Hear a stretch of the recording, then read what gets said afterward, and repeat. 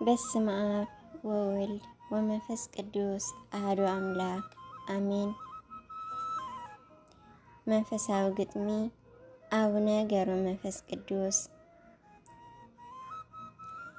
ካብ አቡኡ ስምዖን አድዩ አቅሌስያ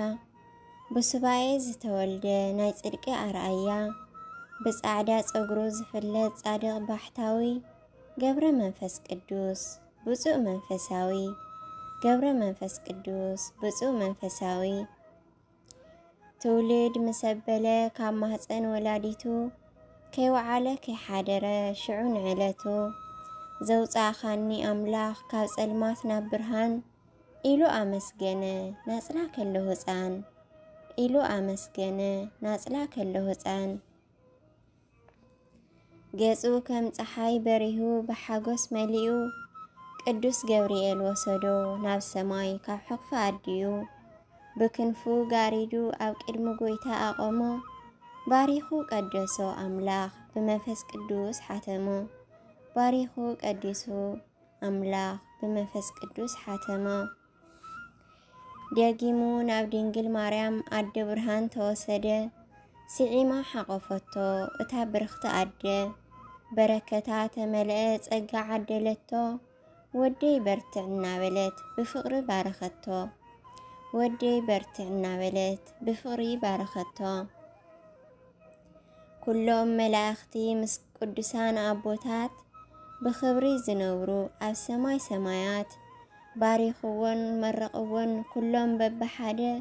መንፈስ ቅዱስ ተመሊኡ ናብ ገዳምኖም ወረደ መንፈስ ቅዱስ ተመሊኡ ናብ ገዳምኖም ወረደ አፍ ደገ ገዳም በትዕግስቲ ተቐሚጡ ኣብ አፍ ደገ ገዳም በትዕግስቲ ተቐሚጡ ብመንፈሳዊ ድሌት ኣዝዩ ተመሲጡ ራእይ ተረኣዮ ንበዓል ዘመደ ብርሃን ካብቲ በዓቲ ምስ ወፀ ረኸቦ ነቲ ህፃን ካብቲ በዓቲ ምስ ወፀ ረኸቦ ነቲ ህፃን ሓቂፉ ብምስዓም አምላኽ እናመስገነ ናብ ገዳም ኣእተወ ብመንፈስ ቅዱስ ሰልጠነ ኣብ ሓፂር ግዜ ማዕርግ ዲቁና ኣምፀአ ብኣባ አብርሃም መንፈስ ቅዱስ ተቐብአ ብኣባ አብርሃም መንፈስ ቅዱስ ተቐብአ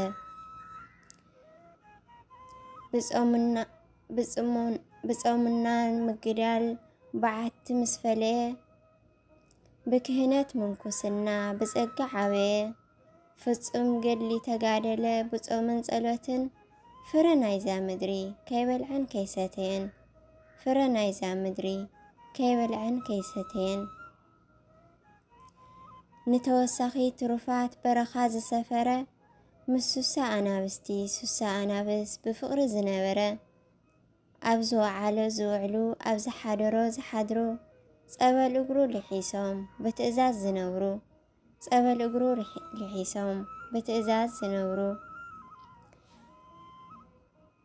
ምድሪ ኣጋእዝቲ ኸይዱ ስራሕ ኣጋንንቲ ረኣየ ስለቶም ኣብ ጥንቆላ ዘውዕሉ ኣምሪሩ በኸየ ንምእቲ ዓመት ኣብ መዓሙቕ ባሕሪ ኮይኑ ጸለየ ኣምላኽ ክምሕሮም ስለኦም መከራ ዓበየ ኣምላኽ ክምሕሮም ስለኦም መከራ ዓበየ ንኣእምሮ ዝኸብድ ዘገርም እዩ ገድሉ ምእንቲ ሓጢኣን ዝጽሊ ብርእሱ ተተኺሉ ገብረ መንፈስ ቅዱስ ፍሉይ መፍቀሪ ፈጣሪ ርእሰ ባሕታውያን ሚእቲ ከዓበት ዘፈሪ ርእሰ ባሕታውያን ሚእቲ ከዓበት ዘፈሪ ዘይበጽሖ ቦታ የለን ንሱ ዘይባረኾ ዜና ትሩፋቱ ጥዑም ኩሉ ዝማርኾ ብእግሩ ዝረገጾ ንሱ ዝሓደሮ ማይ ህይወት ይፍልፍል ንዝሓመመ ይምሕሮ ማይ ህይወት ይፍልፍል ንዝሓመመ ይምሕሮ ከም ቅዱስ ገብርኤል መብረቕ ዝተውሃበ ካብ ደቂ ሰብ የለን ከምናቱ ዝረኸበ ኣጋንንቲ ዝስዕር ብኣላፍ ዝውድቕ ጽኑዕ ተጋዳሊ ዓንዲ ናይ ሃይማኖት ፈጺሙ ዘይንቕንቕ ጽኑዕ ተጋዳሊ ዓንዲ ናይ ሃይማኖት ፈጺሙ ዘይንቕንቕ ብኸምዚ ሓሊፉ ግብፂ ምስ ተመልሰ ጣዖት ዝሰበረ ንጉስ ከም ከልቢ ነብሐ ኣልቀሰ ልኢኹ ብሓዊ ኣቃጽሎም በሎም ሓንቲ እኳ ክገብሮ ኣይከኣሉን ሓለፈ ብሰላም ሓንቲ እኳ ክገብሮ ኣይከኣሉን ሓሊፎ ብሰላም ነዚ ዝረኣዩ ሰራዊት ንጉስ በአምላኹ ኣመኑ ብሰይፉ ሰየፎም ኣርአያውን ኮኑ ንአቡነ ገብረ መንፈስ ቅዱስ እንደገና ክሲፎም ሰራዊት ተለኣኹ እግዚአብሔር ለቕመጾም ብሓዊ መኸኹ እግዚአብሔር ለቕመጾም ብሓዊ መኸኹ ነዚ ኩሉ መከራን ስቃይን ምስ ሓለፈ ብ5 መጋቢት ኣብ 562 ዓመቱ ብሰላም ዓረፈ ዝኽሩ ዝገብር ጸበሉ ብልቡ ኣሚኑ ቃል ኪዳን ሃቦ ኣምላኽ ክምሕረሉ ምዃኑ ቃል ኪዳን ሃቦ ኣምላኽ ክምሕረሉ ምዃኑ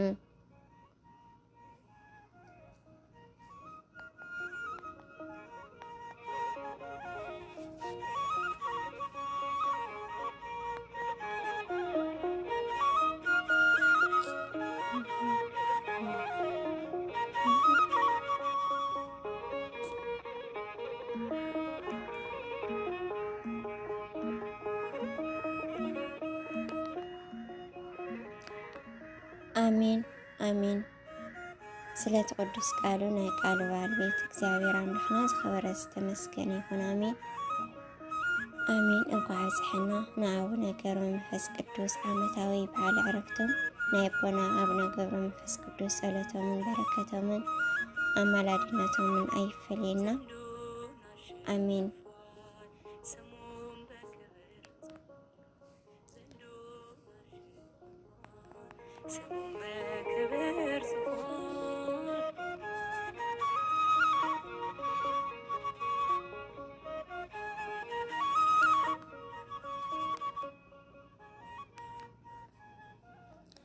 በስመ አብ ወወልድ ወመንፈስ ቅዱስ አሐዱ አምላክ አሜን። አባ ገብረ መንፈስ ቅዱስ አባ ገብረ መንፈስ ቅዱስ ሀበ አምደ ወርቅ ስሙ ጽሑፍ ሀበ አምደ ወርቅ ስሙ ጽሑፍ አባ ገብረ መንፈስ ቅዱስ አባ ገብረ መንፈስ ቅዱስ ሀበ አምደ ወርቅ ስሙ ጽሑፍ ሀበ አምደ ወርቅ ስሙ ጽሑፍ አባ ገብረ መንፈስ ቅዱስ አባ ገብረ መንፈስ ቅዱስ ሀበ አምደ ወርቅ ስሙ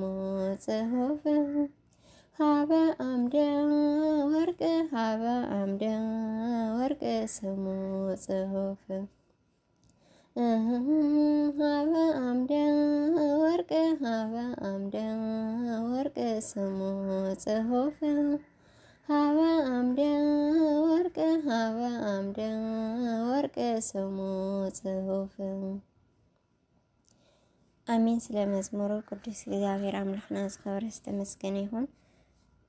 አሜን። ወስብሐት ለእግዚአብሔር ወለወላዲቱ ድንግል ወለመስቀሉ ክቡር